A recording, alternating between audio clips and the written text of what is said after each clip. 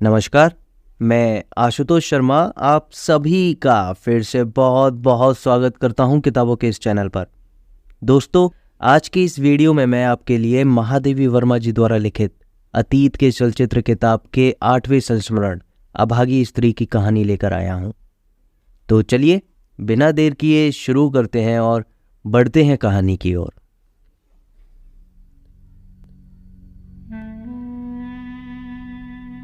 भारी ढक्कन से ढके दीपक के समान आकाश में बिजली बुझ गई थी। संध्या से ही हवा बादलों की तह पर तह जमाने में व्यस्त रही और अब वे इतना सघन हो उठे कि रात की छाया रूपों के उपयुक्त ही एक अखंड पर अपनी आर्द्रता से रिश्ती हुई काली शिला की छत बन गए। मेरा मन भी बुझा बुझा सा हो रहा था। मैं अपने पढ़ने लिखने के बाहर वाले छोटे कमरे में मेज पर सिर रखकर दर्द भुलाने की असफल चेष्टा कर रही थी। छात्रावास में टाइफाइड में पड़ी सुदूर दक्षिण की एक बालिका का मुख मेरी बंद पलकों में किसी फोटो के एनलार्जमेंट के समान बढ़ता चला जाता था। उसके असाधारण स्थिति वाले माता पिता इतना रुपया किस प्रकार पाते कि उसे देखने आ सकते। उसके लिए मन जैसे जैसे चिंताकुल होने लगा वैसे वैसे ही अपने ऊपर झल्लाहट पड़ने लगी। जब मेरा शरीर इतना निकम्मा था कि इनके सुख दुख में 2-4 रात जागना भी सहज नहीं, तब किस बूते पर मैंने उन बालिकाओं को उनकी माताओं से इतनी दूर ला रखा है।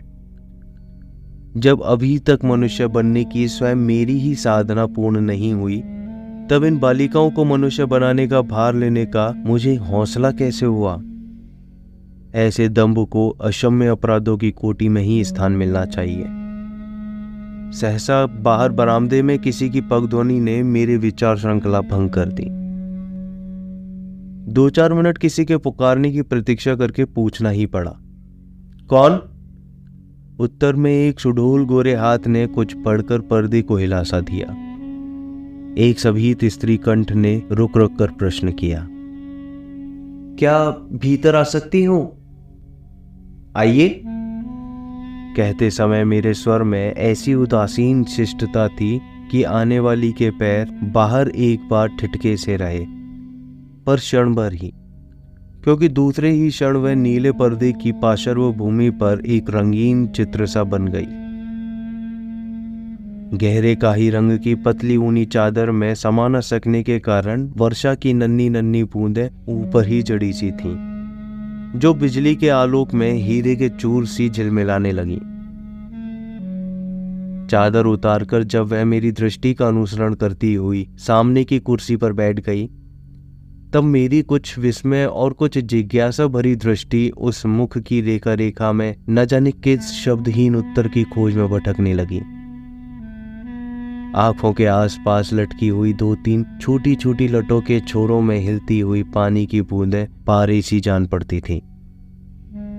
सफेद साड़ी के कुछ धबीले बैजनी किनारे से घिरा हुआ मुख सुडौल गोरा पर बहुत मुरझाया हुआ सा लगा। नाक के अग्रभाग की लाली हाल ही में पहुंचे गए आंसुओं की सूचना दे रही थी। पलकों की कोरें भी शायद रोने से ही कुछ कुछ सूज आई थीं, जिससे उनकी मर्म स्पर्शी व्यथा और भी गहरी हो उठी थी। होठ इतने सूख रहे थे कि उन्हें आर्द्र करने का प्रत्येक प्रयास अपनी एक रस्ता में भी एक नई थकान का आभास दे जाता था। मैं स्वयं बहुत क्लांत थी, इसी से उसके कुछ कहने की प्रतीक्षा में रुकी रही। परंतु जब उसने अपना सिर और अधिक नीचा कर लिया और आंखों से लुढ़का हुआ एक आंसू उसकी गोद में गिरने से पहले प्रकाश में एक उजली रेखा सा चमक गया, तब मुझे ध्यान आया कि मेरे सामने बैठी हुई यह स्त्री ना जाने कौन सी व्यथा मुझे सुनाने आई है। इतनी घिरी घटा और बूंदाबांदी में इसका घर से निकलना ही प्रमाणित किए देता है कि इसकी आवश्यकता कल तक भी नहीं टाली जा सकती थी। मैंने कुछ उम्मीदे भाव से ही कोई असंख्य बार पूछा हुआ और अति परिचय से पुराना प्रश्न ही पूछ लिया होगा, परंतु मुझे कोई काम दीजिए। मैं उत्तर पाकर मैं मानो जाग कर सतर्क हो बैठी। काम और योग्यता संबंधी प्रश्न आवश्यक होने पर भी उस स्थिति के लिए निष्ठुर जान पड़े। मेरी कठिनाई का समाधान उसने स्वयं ही कर दिया। वह हिंदी जानती है, गाना भी। कहने के पहले उसका संपूर्ण शरीर संकुचित हो उठा और कहने के उपरांत स्फीत होता जान पड़ा, मानो कोई कठिन काम समाप्त कर दिया हो। कथा और आगे बढ़ी। उनके पति 1.5 वर्ष से बीमार हैं। दवा दारू में सब कुछ सुहा हो चुका है। गहने के नाम से उसकी उंगली में 4 मासे भर सोने का एक छल्ला शेष है। पति का एकमात्र उपहार होने के कारण इसे बेचने का विचार ही उसे क्लांत कर देता है। और बेचकर भी कै दिन चलेगा। यदि कोई काम न मिल सका तो वह स्वयं भूखी रहकर मरने से भी नहीं डरती। पर और उसका गला भर आया। पलकों की कोर तक आए हुए आंसुओं को भी रोक लेने का उसे अभ्यास था। इसी से जिस वेग से उसका शरीर बैत के समान कांप उठा था, उससे मात्रा में कुछ अधिक संयम ने आंखों की सजल निस्तब्धता को पिघलने नहीं दिया। सांत्वना सूचक कोई उपयुक्त शब्द मुझे खोलने पर भी नहीं मिल सका। और तब उसके माता पिता, सास ससुर आदि के संबंध में जिज्ञासा प्रकट कर मैं अपने आवेग को छिपाने लगी। स्त्री का संपूर्ण शरीर फिर पहले के समान ही संकुचित हो उठा। एक हल्की सी कंपन ली हुई शब्दों ने मुझे चौंका सा दिया। ससुराल वाले रुष्ट है। वे उसे घर ले जाने को राजी नहीं और पति को अकेले जाना स्वीकार नहीं। विवाह के उपरांत मां से उसका कोई संबंध नहीं रहा। उससे रुपए लेने से मृत्यु अच्छी। इतनी टीका के उपरांत मैंने मूल तत्व का सूत्र पकड़ पाया। वह पतित कही जाने वाली मां की पुत्री है और बिना समाज के प्रवेश पत्र के ही साध्वी स्त्रियों के मंदिर में प्रवेश करना चाहती थी। उसे पता नहीं कि समाज के पास वह जादू की छड़ी है जिससे छूकर वह जिस स्त्री को सती कह देती है, केवल वही सती होने का सौभाग्य प्राप्त कर सकती है। जिसे समाज ने एक बार कुलवधुओं की पंक्ति से बाहर खड़ा कर दिया, उसे जन्म जन्मांतर तक अपनी सभी भावी पीढ़ियों के साथ बाहर खड़ा रहने को ही जीवन का सबसे बड़ा वरदान समझना चाहिए। और फिर समाज ने उन्हें क्या छोटा मोटा काम दिया है। भगवान के विराट रूप के समान ही मनुष्य के विराट रूप की अर्चना का अधिकार इन्हीं को प्राप्त करता है। परंतु जब यह अपनी दुर्बुद्धि से अनुशासन भंग कर देती हैं, तब इनका अपराध अक्षम्य हो उठता है। इन्हें जानना ही चाहिए कि जिसने ऊंचे स्वर्ग की सृष्टि की है, उसी ने नीचे पाताल की रचना भी की है। यदि पाताल के सभी जीव जंतु स्वर्ग की ओर दौड़ पड़े तो सृष्टि एक दिन भी ना चले। अपने इच्छानुसार ही जीवन को बदलकर यह समाज में जो एक अव्यवस्था उत्पन्न कर रही है, उसे रोकने के लिए इन्हें दंड देना आवश्यक ही नहीं, अनिवार्य हो उठता है। नहीं तो समाज की इन पर कुछ ममता नहीं। भला किसे अपनी सृष्टि का मोह नहीं होता। समाज इन्हें ना जाने कितने दीर्घ काल से कितने ही उपायों के द्वारा समझाता आ रहा है कि यह माता, पुत्री, पत्नी आदि त्रिगुणात्मक उपाधियों से रहित जीवन मुक्त नारी मात्र है और इनकी इसी मुक्ति से समाज का कल्याण बंधा हुआ है। फिर भी यदि यह अपने गुरु कर्तव्य से च्युत होकर पत्नीत्व, मातृत्व आदि संबंधों को चुराती फिरे, तो समाज चुराई हुई वस्तुओं पर इनका स्वत्व स्वीकार करके क्या अपना विधान ही मिथ्या कर दे। पत्नीत्व की चोरी करने वाली यह अबोध स्त्री अवश्य ही समाज के जटिल नीति शास्त्र को समझने में असमर्थ रही।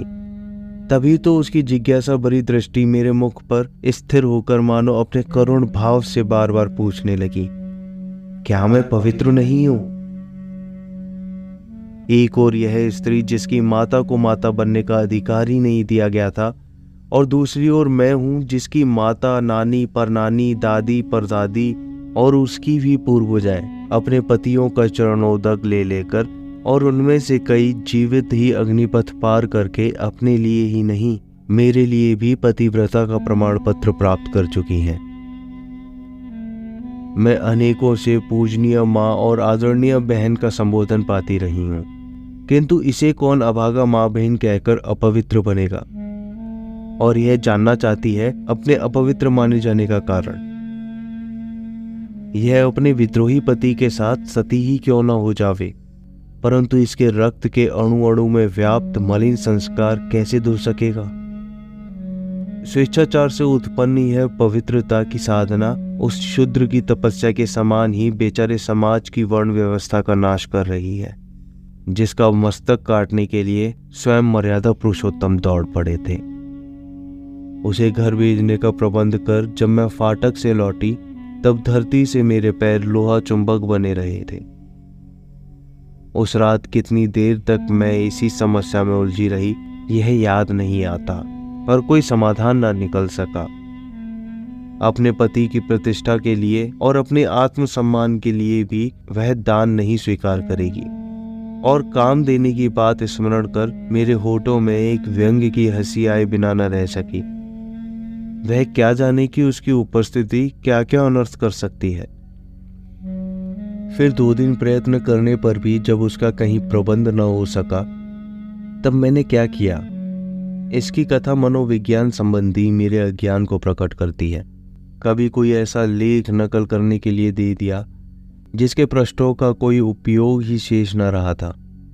कभी कोई ऐसा पत्र लिखवा दिया जिससे रद्दी कागजों की टोकरी का ही गौरव बढ़ता था। पर जब उसकी दृष्टि संकोच के भार से और अधिक नत हो गई, कंठ और अधिक कुंठित जान पड़ने लगा, तब मैंने समझा कि उसने इस काम के अभिनय के भीतर तक देख लिया है। मुझे उसके काम की आवश्यकता नहीं। यह जब उसका रोम रोम जानने लगा, तब इस अभिनय को और चलाने का मेरा साहस भी समाप्त हो आया।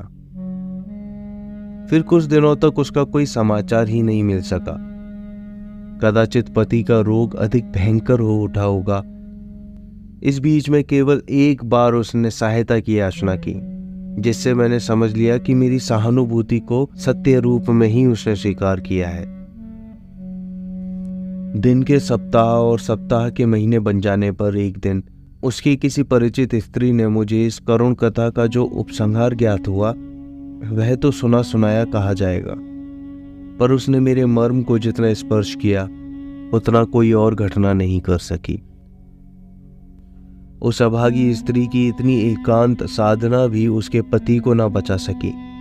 अंतिम क्षणों में पुत्र का मुख देखने जो पिता आए थे, उन्होंने अनाहार से दुर्बल अनेक रातों से जागी हुई वधू की ओर भूलकर भी दृष्टिपात नहीं किया। कदाचित उनके मन में भी यही धारणा रही हो कि उसी अनाचारणी के कारण उनके पुत्र को जीवन से हाथ धोना पड़ा है। पड़ोसियों से जब किसी ने आकर उसकी बेहोशी दूर की, तब सब उसके मृत पति को ले जा चुके थे। रात भर वह उसी तरह बैठी रही, परंतु सवेरे ससुर को जाने के लिए सामान ठीक करते देख उसकी चेतना लौटी। अंचल से आंखें पहुंचकर जब उसने किवाड़ की ओर से प्रश्न किया, कै बजे चलना है, तो मानो ससुर देवता पर गाज गिरी। प्रथम आघात सहकर जब उनमें बोलने की शक्ति लौटी, तब उन्होंने भी क्रूरतम प्रहार किया। कहा, जो लेकर अपने घर से निकली थी वही लेकर भलमनसाहत से अपनी मां के पास लौट जाओ, नहीं तो तुम्हारे साथ हमें बुरी तरह पेश आना पड़ेगा। हमारे कुल में दाग लगाकर भी क्या तुम्हें संतोष नहीं हुआ? स्त्री ने क्रोध नहीं किया, मान अपमान का विचार नहीं किया।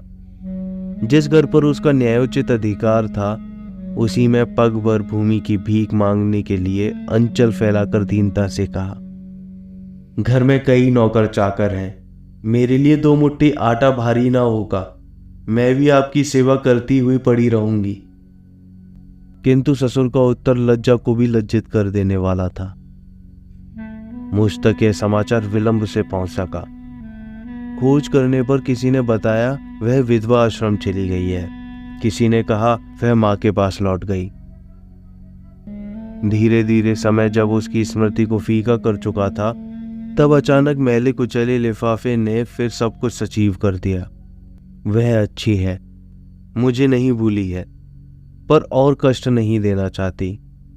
सिलाई बुनाई आदि के द्वारा उसे कुछ मिल ही जाता है, जब नहीं मिलेगा तब मुझसे मांगने में उसे संकोच ना होगा। और भी कुछ पूछा है, ऐसी स्त्रियों को जीविका के साधन सिखाने के लिए जो आश्रम में खोलना चाहती थी उसे कब खोलूंगी। और मैं अपने मन से प्रश्न कर रही हूं, क्या तुझे आज भी समाज द्वारा मिले भलाई बुराई के प्रमाण पत्रों पर विश्वास है? 6 सितंबर 1937।